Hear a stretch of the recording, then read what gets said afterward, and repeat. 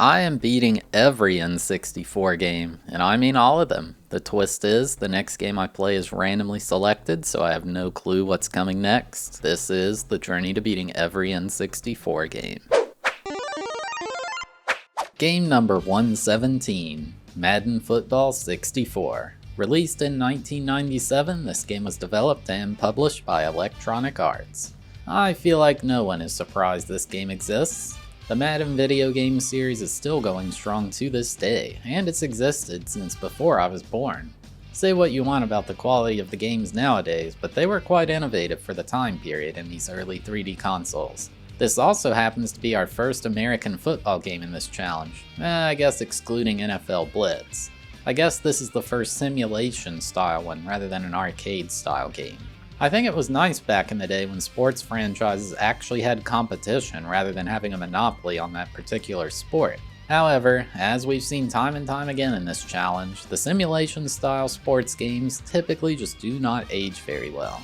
How did Madden do? Guess we'll find out. Let's get into it. Now, normally my clear condition in these sports games is to win the main championship of this sport in the quickest way possible that the game allows me.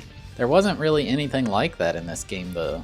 There was this thing called tournament, but it doesn't really satisfy winning a championship. It's more just some random games. So for the first time in one of these simulation games, my only choice was to play a full season. I could at least set the quarters to 3 minutes, so that cut down on the time a little bit. The NFL has far less games in a season than something like basketball or baseball, so we did get lucky there. The biggest decision of the game is to decide which team to play as. EA didn't have the licensing from the NFL for this game, so they couldn't get the official team names. This leads to some odd names like Charlotte for the Carolina Panthers or Foxborough for the New England Patriots. There were quite a few good teams. The Broncos, Cowboys, and Raiders all had decent stats. I ended up going with the Green Bay Packers, led by Brett Favre at quarterback. Oh, come on, I'm just kidding. I'm aware it's pronounced Brett Favre. The layout of the season is kind of odd. You don't actually pick a team or anything. It just shows the schedule and you can play or simulate whichever games you want. If you were to jump straight into season without ever selecting exhibition, you'd never know any of the team's stats. Our week 1 game was up against the Chicago Bears. They had unremarkable Rick Mirer at quarterback. Did they even have any good players back then? Like, was Brian Urlacher in the league? After getting into a game, Madden will do a bit of backseating by giving you his keys to victory. I am sure I will take this advice into consideration. You then do the coin toss and decide who kicks or receives. We kicked off and the kicking meter's pretty intuitive. Press A to start the power and A again to stop it. The joystick can aim the kick while the power is going. Tackling animations are pretty much non-existent. The players just kind of collide and then fall down randomly. On the second play of the game, Mirer threw a screen to running back Rashaan Salam, and he wasn't getting up. He injured his elbow. Surprisingly, an ambulance drove onto the field to pick him up. Man, look at an EA Sports game doing something silly like this. You would just never see this in a modern Madden game. Then on the very next play, Mirer was hit as he throws and it's a fumble. I recovered it and I had great field position too. Now, with Brett Favre at the helm, I was surely to get some points here. The problem was, I had no clue how passing worked.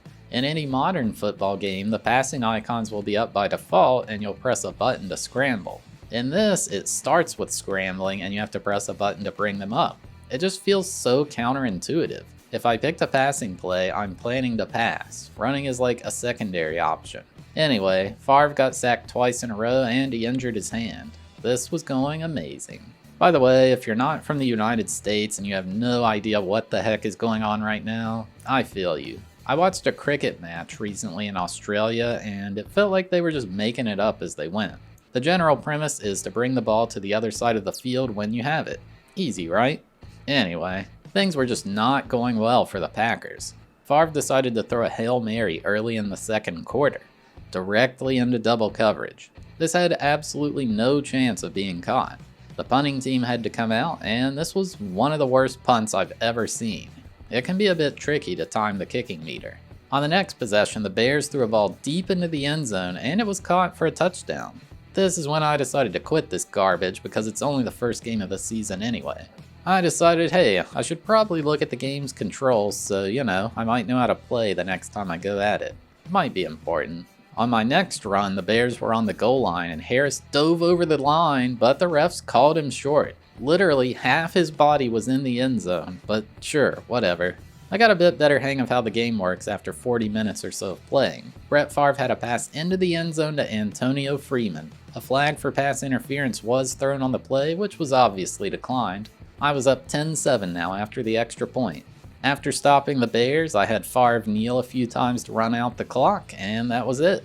We'd won our first game 10-7. I saved my season after this, and I decided to turn the game off to test my save. Because, we've had a few shenanigans with saving throughout this challenge.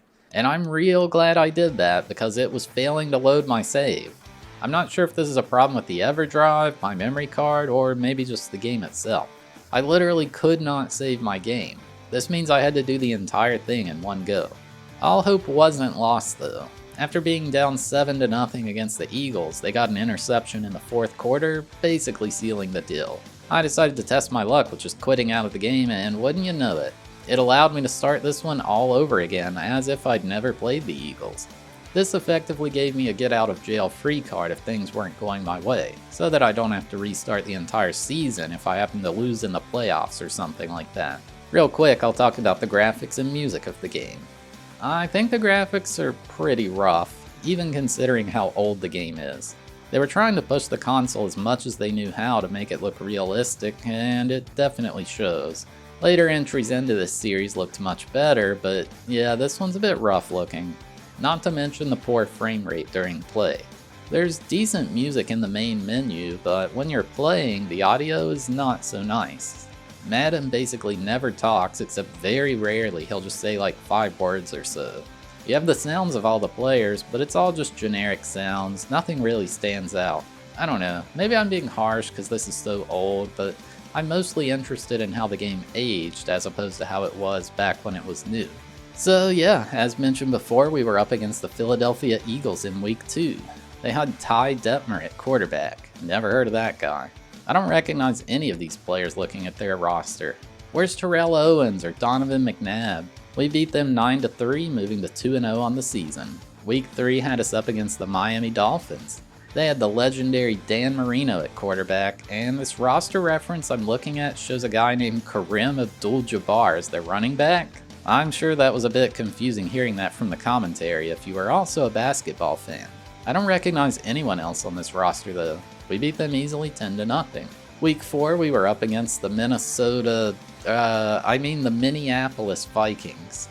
They had a great combo with Brad Johnson at quarterback and Hall of Famer Chris Carter at wide receiver. Randy Moss wasn't in the league yet. The Vikings won the toss and opted to receive.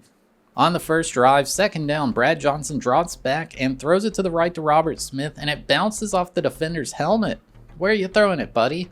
Now on the third down, the pass is thrown to the running back Chris Evans for a 12-yard gain and the first down. A couple of plays later, Johnson throws downfield, but the pass is broken up by Craig Newsome. Beautiful animation there on the deflection. It really feels like I'm out there. What, with him not even looking when he just jumps directly up? The Vikings were held and opted to punt on fourth down. Now in the third quarter, Johnson hands it off to Robert Smith and he's absolutely leveled by Wayne Simmons. It's like a bulldozer out there. The Vikings continue driving downfield and Chris Evans breaks free, but he trips over the defender. What a moron, he had the end zone. The Vikings were held to fourth down and opt for a field goal. Should be a gimme for kicker Greg Davis, but it's wide right. Unbelievable. Now the Packers have the ball, and on the first play the next drive, Favre hands it off to Dorsey Levens, and there's no one in front of him. All he sees is green. He's just not fast enough to go the distance, but that's a huge 48-yard gain. What a start to the fourth quarter for the Packers. They continued to drive downfield, well within field goal range for the legendary Ryan Longwell. 45 yards out, and he does not quite get the distance. We're going to overtime. I'll never understand how NFL football teams allow kickers that just miss kicks. I feel like there has to be pools of kickers in the USA that won't miss simple kicks. Or snappers that won't miss the snaps. I don't know, man. It seems so silly. Would love opinions on this. In overtime, the Vikings win the coin toss. These overtime rules suck. It should give both teams a chance to score. First to score any kind of points wins. Third down on the first drive, and Johnson connects with Jake Reed for a first down. Then Brad Johnson connects over the middle to Chris Evans, putting them well within field goal range. Greg Davis gets a shot at redemption, and he nails it! The Vikings take the win over the Packers 3-0. What a close game. Now, I had lost, but I don't have to win every single game to make the playoffs. You can actually lose quite a few actually, so this is okay.